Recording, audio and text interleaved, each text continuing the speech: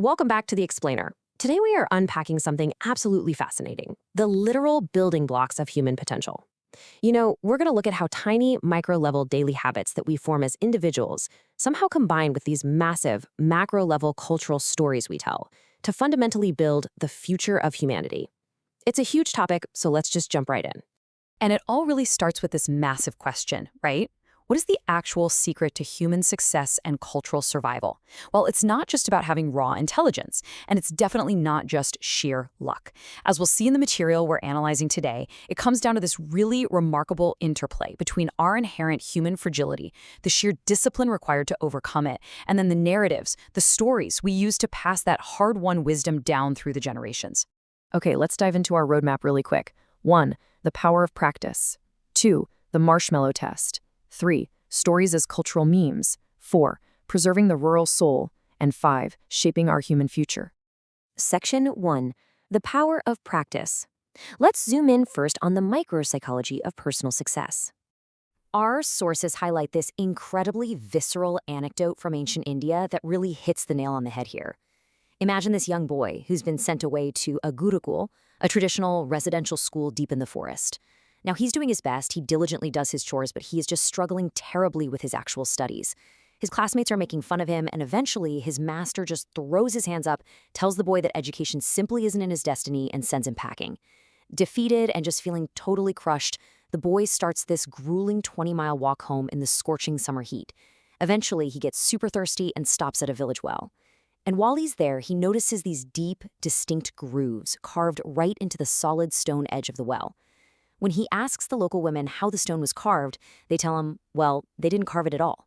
Those deep marks were made entirely by the repeated friction of a soft, flimsy rope that they used to draw water day after day after day.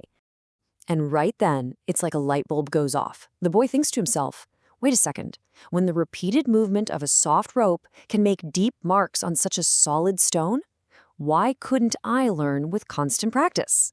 It's just a brilliant metaphor, isn't it? That soft rope represents tireless, repetitive effort, pushing against something that seems totally impenetrable. So what happens? The boy turns right around, goes back to the Gurukul with this intense, fiery determination, and through sheer perseverance, he eventually becomes Acharya Varadaraj, literally one of the greatest scholars of Sanskrit grammar in human history. I mean, his books, like the Siddhanta Kaumudi, have remained completely unmatched for hundreds of years. The source material points to this to prove a really foundational psychological concept. Greatness isn't about what you inherently have, it's about the friction you are willing to endure. Which brings us to Section 2, the marshmallow test and the science of delayed gratification. Now, what Acharya Varadaraj learned at that well is known in modern developmental psychology as delayed gratification. It's basically the ability to resist the urge for an immediate, easy reward in favor of a much larger reward later on. It's impulse control. It is literally the modern, scientific equivalent of being that soft rope. Delaying the easy comfort of just giving up, all for the long-term reward of mastery. Now, what's really interesting about this is how we actually measure it. Back in the 1960s, psychologist Walter Mischel at Stanford University took kids, we're talking 4 to 6 years old, and gave them a brutal choice. He tells them, look, you can have this one delicious marshmallow right now, or if you can sit here alone in this room for 15 agonizing minutes without eating it, I'll give you 2. I mean, 15 minutes is an absolute eternity for a toddler. It's the ultimate test of short-term impulse versus long-term planning. But here's the kicker. The test wasn't really about candy at all. Researchers tracked these exact same kids for years, and the results were just staggering. The kids who waited, the ones who delayed their gratification, they ended up with way higher academic performance, greater career accomplishments, healthier and more stable relationships, and significantly better emotional regulation as adults. Their early impulse control literally shaped the entire trajectory of their lives. It's wild. Section 3. Stories as cultural memes. So, how do we actually pass these vital traits down? To really understand how we transmit this kind of survival knowledge, we have to look at the concept of the meme. And actually, scratch the internet cat pictures for a second. This term was coined by evolutionary biologist Richard Dawkins way back in 1976. Dawkins defined a meme as a fundamental unit of cultural transmission that propagates by leaping from brain to brain via imitation. So just as genes pass down our physical traits, memes pass down our cultural traits. And the absolute most powerful vehicle for a meme? A story. And this brilliantly illustrates how these story memes have constantly evolved to transmit human wisdom over time. Look at this. Around 800 BC, we see Sumerian and Babylonian fables stamped into clay tablets. By 600 BC, we've got the oral fables of Aesop in Greece. Jump forward to the 16th and 17th centuries, and these exact same traditions crystallize into literary fairy tales like Puss in Boots. These aren't just entertaining bedtime yarns, right? They are ancient survival codes that are continually adopting their format just to stay relevant.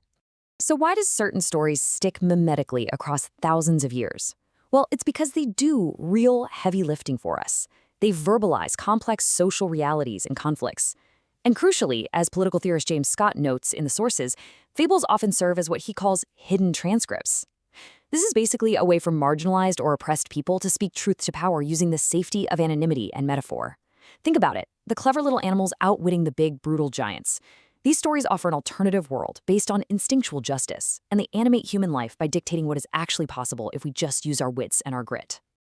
Section 4. Preserving the Rural Soul.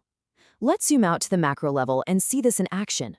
An academic paper we're drawing from makes this fascinating argument that modern Hindi literature acts as a societal storyteller, doing exactly what those ancient fables did, protecting identity.